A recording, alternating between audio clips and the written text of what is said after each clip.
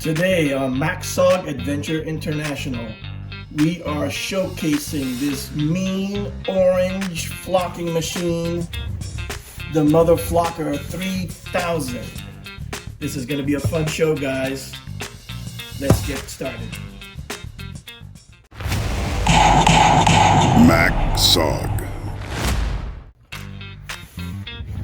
What's up, my dudes and ladies? Some of you might have seen a teaser of this on Facebook, and here it is in all its finished glory, the Mutha Flocker 3000. This is one of those things that I've been wanting to do, and ever since I've watched my pal Jeff Shearer from Skunkworks Studios, he was right. Any self-respecting customizer ought to know how to build a flocking machine, just like a Jedi Knight has to build their own lightsaber. And of course, being the overachiever that I am, I had to make something this colorful and ridiculous. Anyway, we're going to start off the video by showing you early builds of this machine. I don't want to open it just yet. I'm going to open and show you the goodies a little bit later on. But I hope you stick with me on this video to show you how this thing came to be. We'll go to the next segment of the video.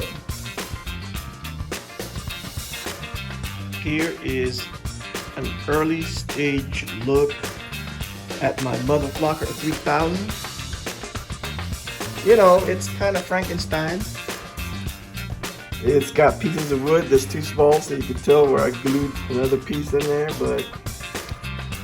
it's got like an excessive amount of screws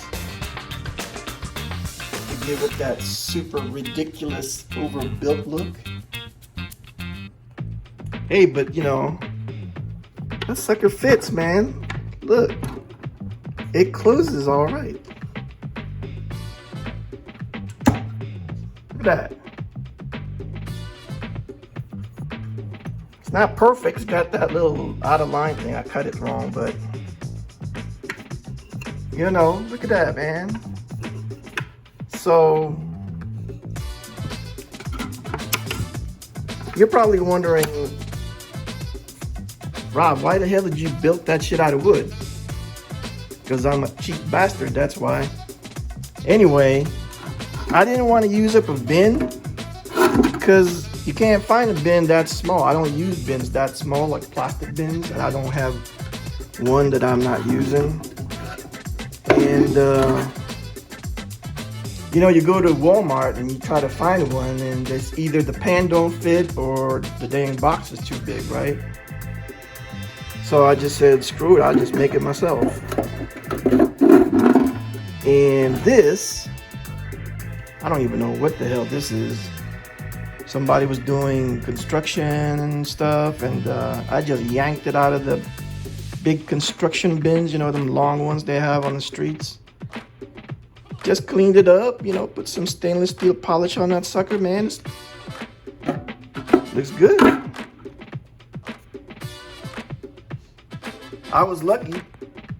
Wood didn't crack, putting all those stupid amount of screws in there.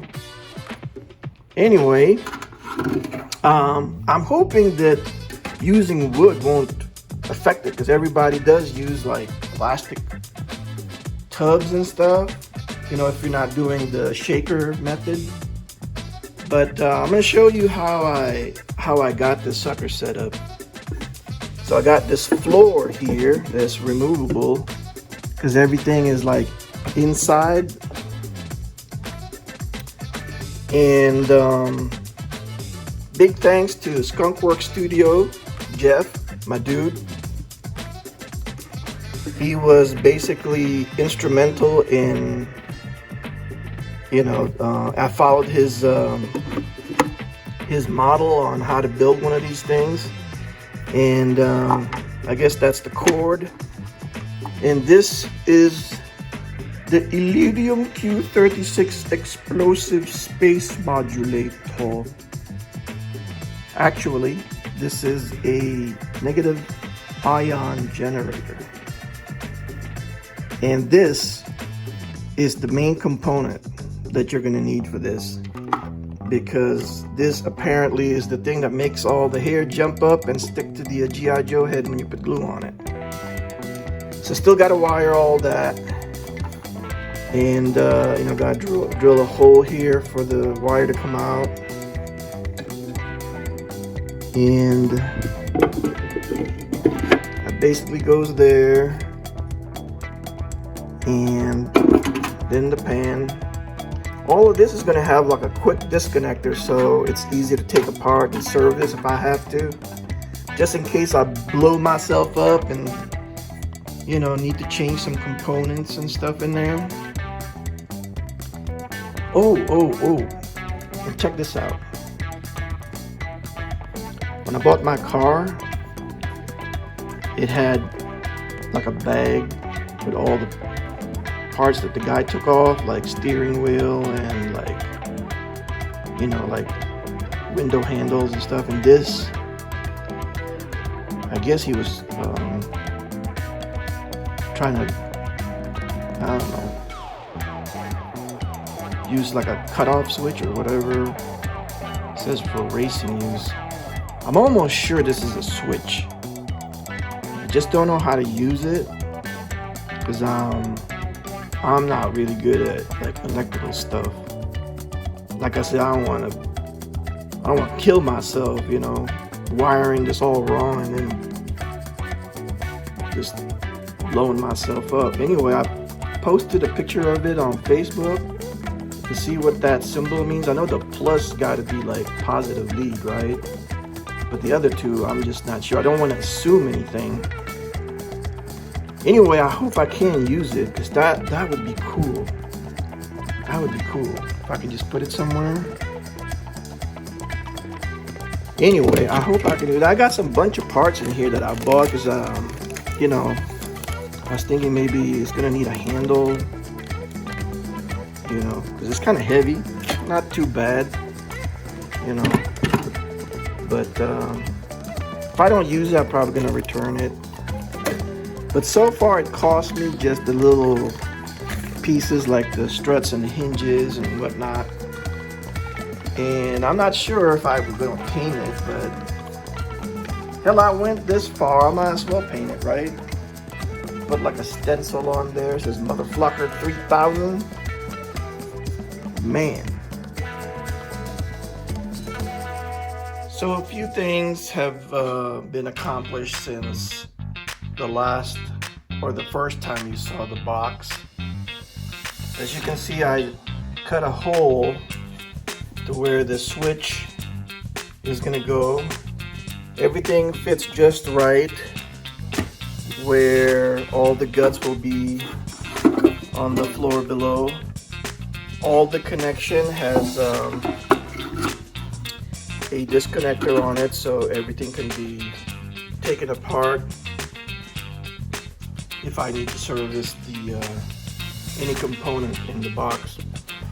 Now, as I mentioned, there's going to be two nodes on this. One, I'm thinking, so I got this hinge, and I'm going to have the node like fold down like that, and then while it's folded like that, basically the node will end up sticking down somewhere like that once it's all lowered down. Or I can have the option where I can have the node itself be the thing that you shove up the head, and I can just roll that dowel or that rod with the head on it in the plate. Because I've seen both versions and they both work, I've just elected to just have both options available to me. So that's why there's 3 switches, one to power the unit, and the 2 other switches will be so I can select which node system I use. That's where I'm at on this build so far at this stage of the video. I did add also a handle right there because I don't want to risk slamming this on my finger. So got that. I also drilled a hole in the back where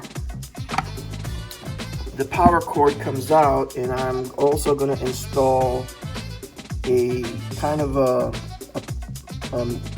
metal piece here so that I can use it to wind the power cord when I'm not using it. Hopefully it all works out. So far, so good. Once I establish everything and everything fits, I'm going to take everything apart again and I'm going to paint it. Man, is this mess getting bigger or what? Goodness gracious, look at this. Anyway, last night was a busy night for me.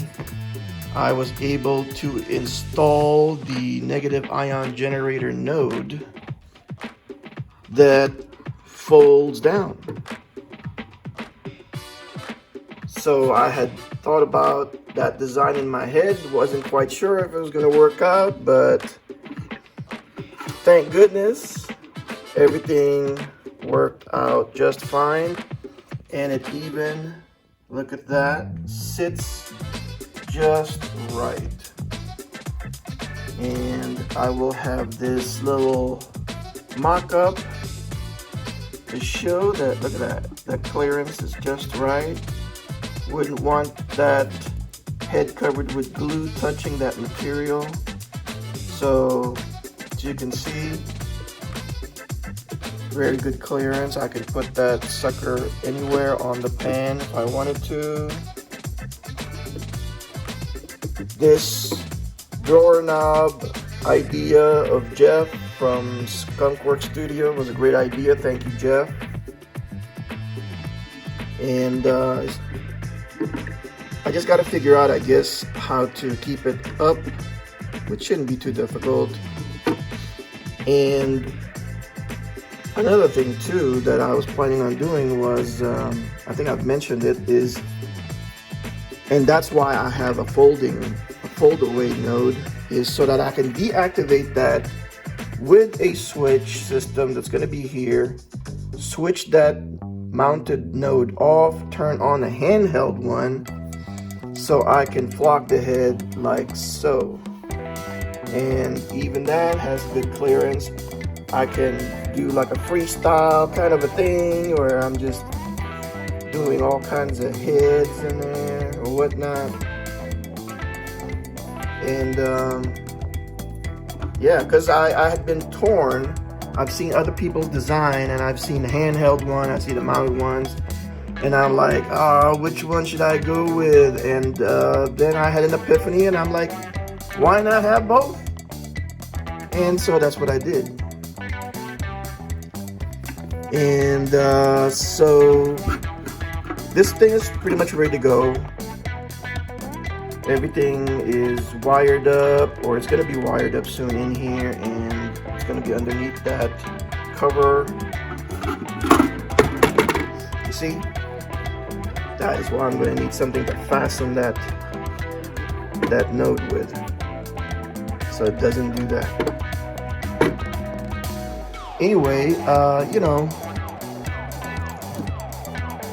this thing should be ready for paint. This thing is taking forever, but it's okay. You know, it's good to take your time on things, make it nice looking, because I didn't just want to slap something together, because it's going to be in my studio, and my studio is going to be inside, you know, our home, in my home studio, and I like nice things. I like nice things to be around there, and you know, for them to be nice to look at. So I guess that's just the way my crazy brain works. All right, within the belly of the Mutha Flocker 3000 is this ocean of chaos here. Now let me just start on this segment by saying this is not a tutorial, because I don't want you dudes and ladies to end up looking like circus clowns with your hair standing up because you just got electrocuted. So, but I will show you what I have put in the belly of the beast, and that is your basic power reducer, and you can make out what you will with all of that hieroglyphics there, and your main component, which is the negative ion generator.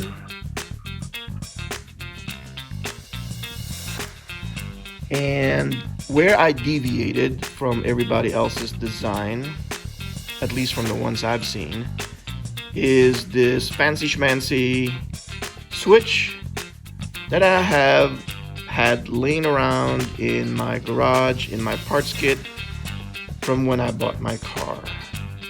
And now I'm using it, and I'm very happy about it. Now, like I said,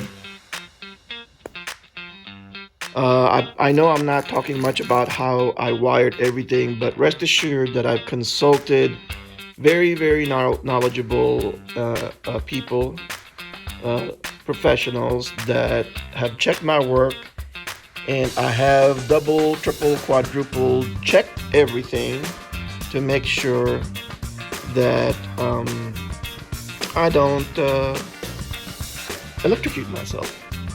So that means even the wire that I use, I had to make sure that it can take the amperage or the voltage that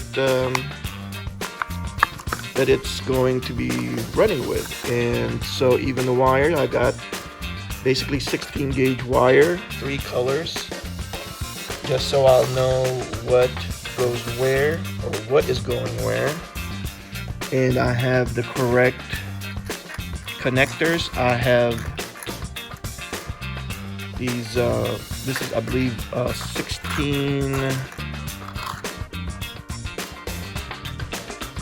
14 size connectors, both male and female.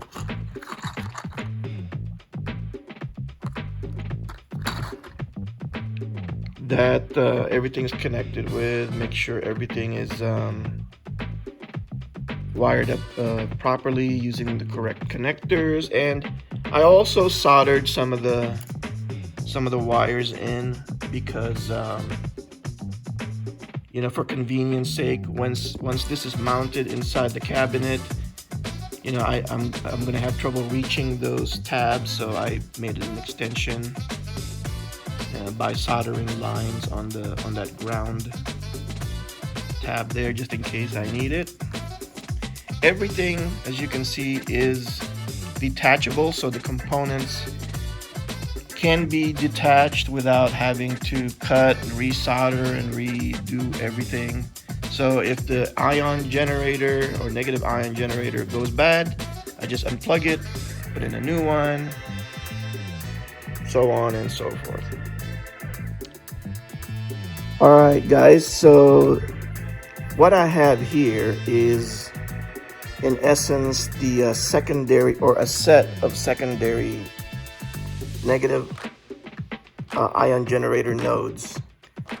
And basically what it is just a piece of PVC pipe with copper wire wound around about 1.5 inches worth of the pipe. I started from this point, wound it up here, pushed it through a hole, and out here where there's a connector. So basically the idea is that we're going to put a head there, and I imagine that since this is directly on the node itself, that it would have a strong magnetic field like I've seen on other flocking box that operate that way. And right now I basically made 4. They're relatively easy to make.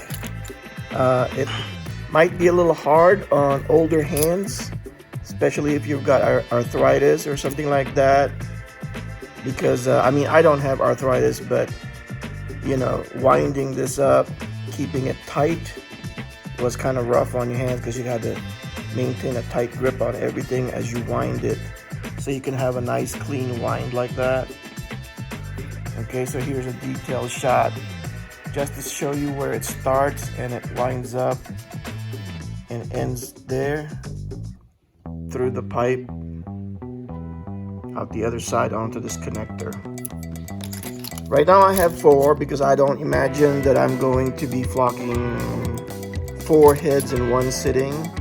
I don't do this for money, you know.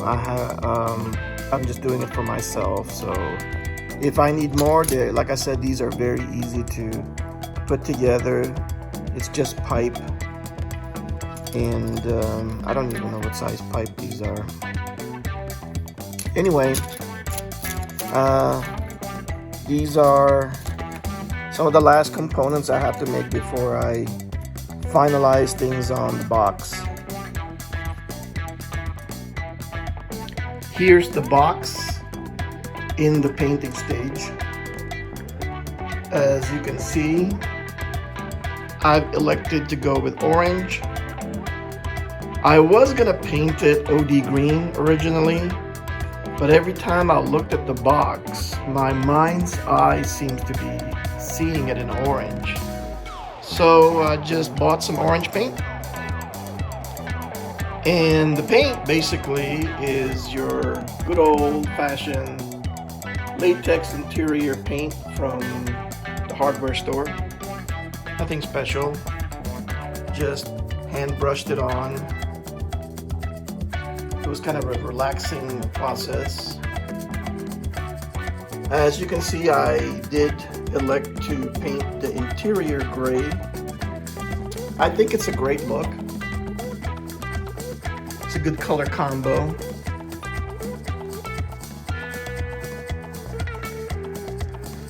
And I think with the addition of decals, you know, maybe an adventure team sticker and some stencil lettering,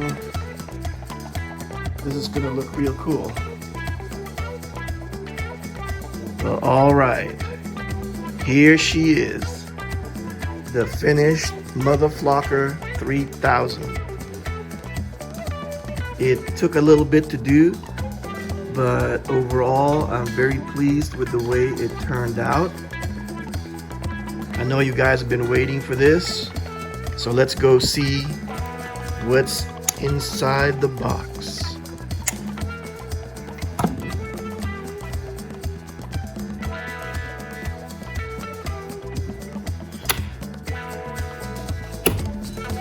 All right, that's the open box, and we are gonna take out the nodes and the handy dandy holder to set the heads while it's drying. I've pre-installed the wire on this node, but they pretty much, you know, are detachable, so they look like that, and you just kind of stick them in there like so while the glue is setting and curing. And inside the box you have the main fixed node. and that is held with a small patch of Velcro, and it gets lowered down like that. And as you've seen on the previous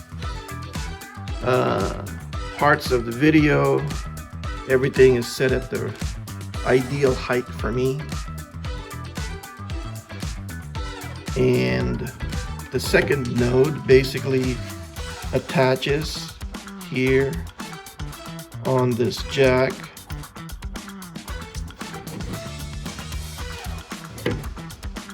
And basically it turns on here, and I get to choose which node to activate. And this basically is the handheld. So if I want to turn this on, I turn the red button on, and I turn the blue one on if I want to turn the fixed node on.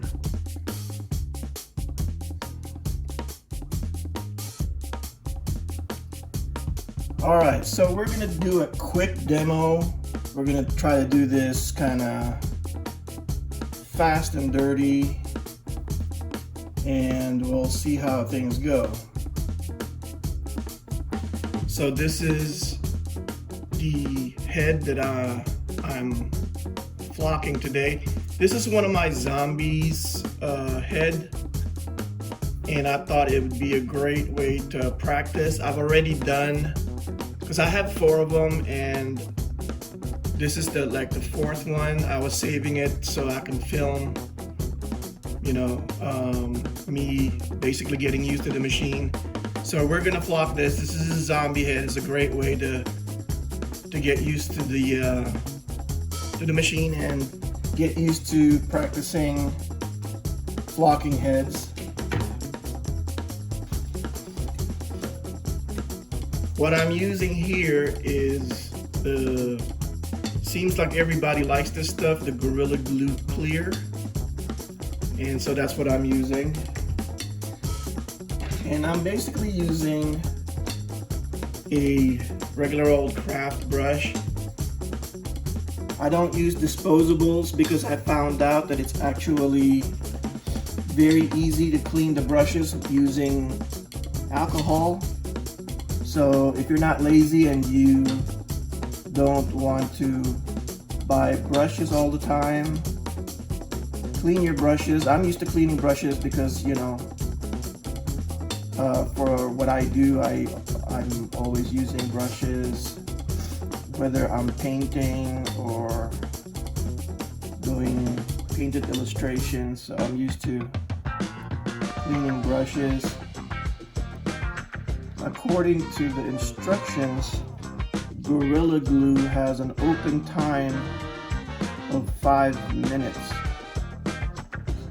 So I didn't time myself, but it seems like the glue was going on rather well. And I've seen other people use epoxy, and I haven't tried that yet. I think that's something I might be interested in using.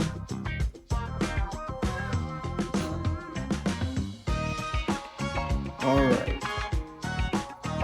so I think we covered the head with glue sufficiently. Now we're going to pick the color. I think I will go with a standard brown Land Adventurer flocking for this.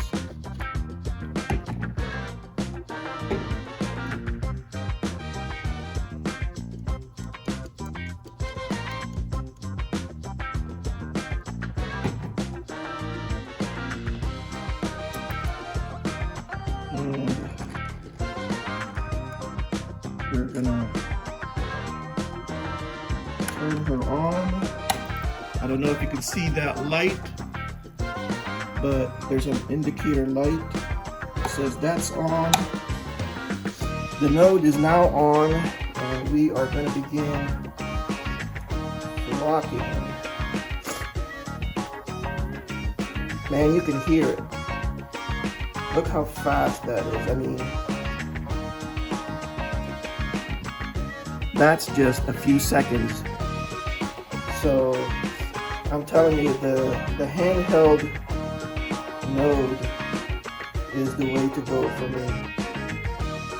I've tried the fixed one here. It works, but you don't have the freedom of movement like a handheld node. And the magnetic field is just so strong. You could literally see the hair just unanimously gravitate towards the head. Also, I'm wearing gloves because just like a lot of you flockers already know, you'll get zapped with electrostatic. You'll get an electrostatic shock. You know, similar to like in the summertime when you rub your feet wearing socks on the carpet floor and you touch something, you get zapped. Something like that. It's not like you're getting electrocuted, but it's annoying. So it usually happens where the switches are and at the plate, which I would assume there's nothing you can do about. But just wear gloves and that'll take care of that. I might try to see if I can wire a ground wire for the switches so I don't get zapped. But like I said, it's nothing like it's gonna be like, you know, like you're gonna get electrocuted or anything like that. It's just like a static zap, like during the winter time.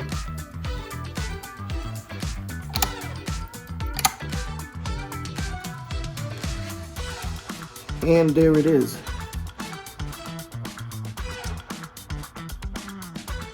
That didn't take long at all. And the coverage is nice, thick, and full.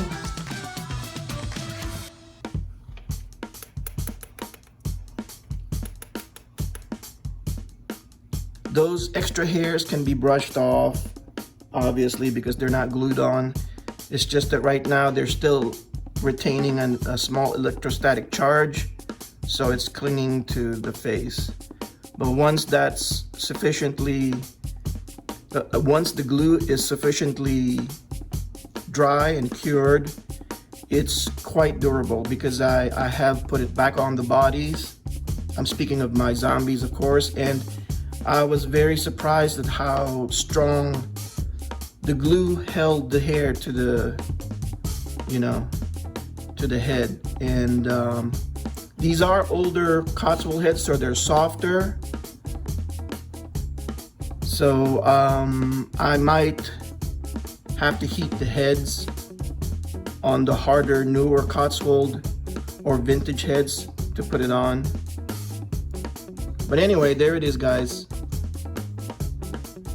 It works, and it works very well. Very happy with it.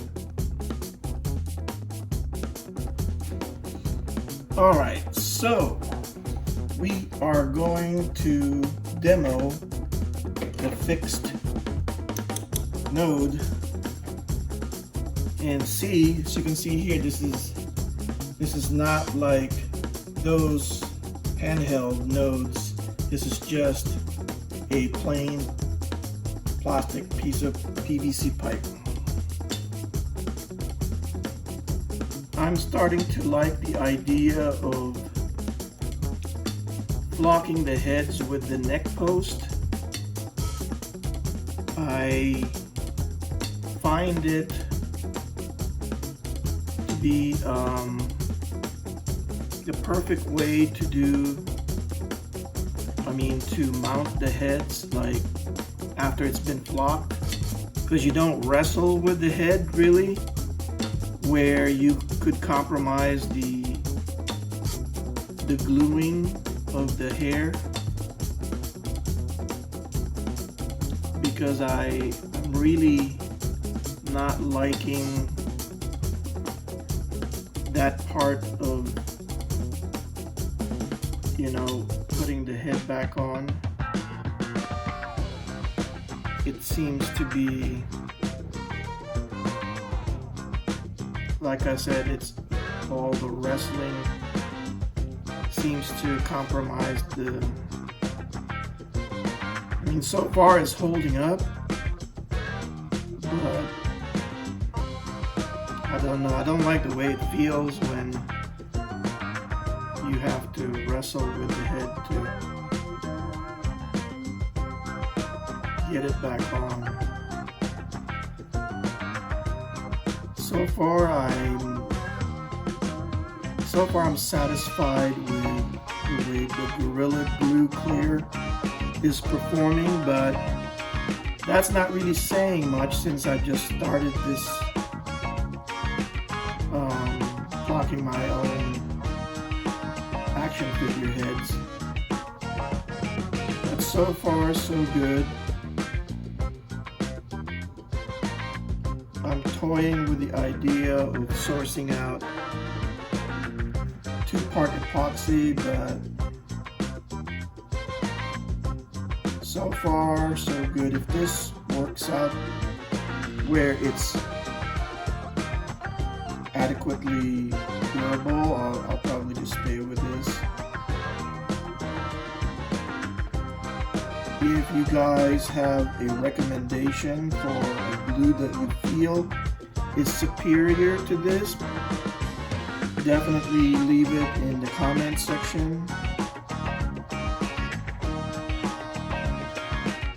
Alright. So far so good. Alrighty, let's turn this sucker on. We are turning the glue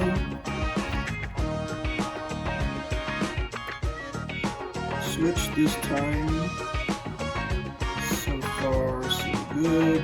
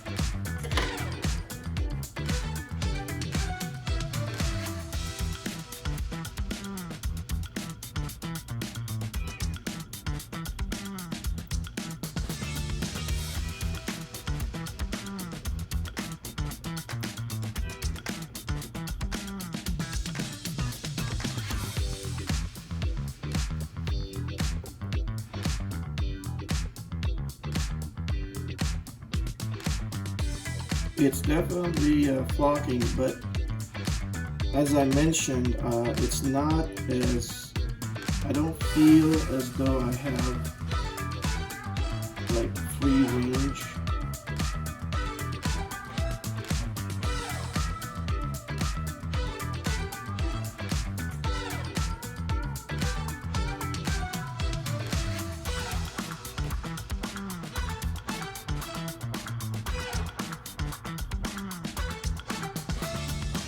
It works for sure, and as you can see, it's taking a little longer, and I don't feel that I have the same range of motion with the stick.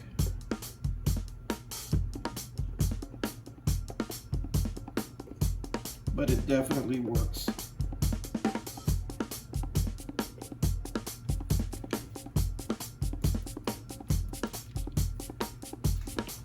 Hopefully you can see that.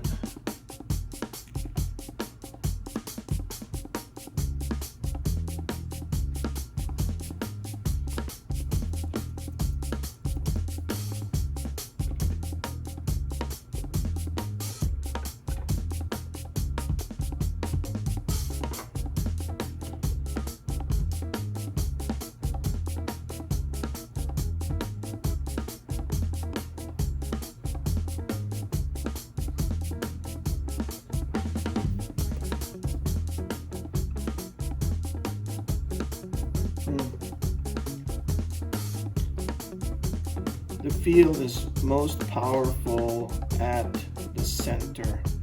And again, I think that's what makes the direct handheld nodes to be superior, because I can shift it anywhere on the pan where there's hair gathering or the follicles. Having it fixed in the middle seems to limit the sweet spots on this pan, because it just likes it to be in the middle, unlike when I have it on freehand mode.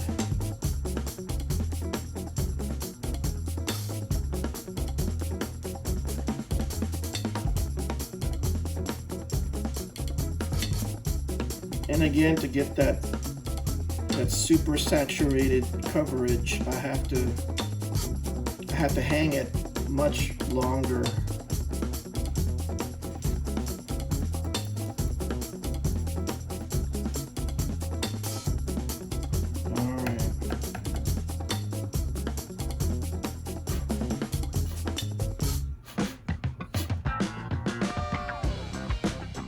All right.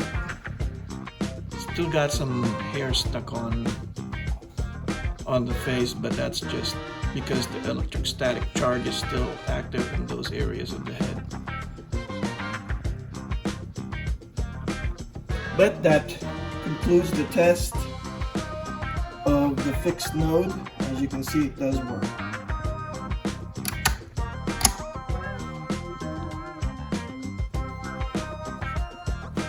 Well, that's all I've got for you this time. That is the Mutha Flocker 3000, and I hope you guys enjoyed the video. It's probably a long one, but I think it's worth it. This is probably the only video I'll ever do on this flocking box, outside of just maybe if I come up with a project where I need to use it. But this video is of course focused on this machine right here. Like I said, I think the best system is just the handheld node. I don't know if I'll keep this, but I just don't see the need for it. I thought that it was going to, be a benefit, because I see a lot of people's machine, and I'm thinking that I could use it for different application, but it seems like whether or not I'm doing something conventional like G.I. Joe heads or some of my vinyl monsters, that flocking it with a handheld node is the way to go. This is just kind of inhibits free movement, and I even want to say that it might even cause me to accidentally touch the head directly on the pan while I'm, doing it just because I'm trying to maneuver around it. Maybe it's just the way I set it up, but I think the handheld node is the way to go. Anyway, that's what I got for you today, and hopefully this gets you to build your own flocking machine. This is going to be definitely part of my studio's arsenal for storing G.I. Joe, and I hope that it will last for a long time. Anyway, that's it for today. This is Robert for SOG Adventure International. I'll see you guys in the next video.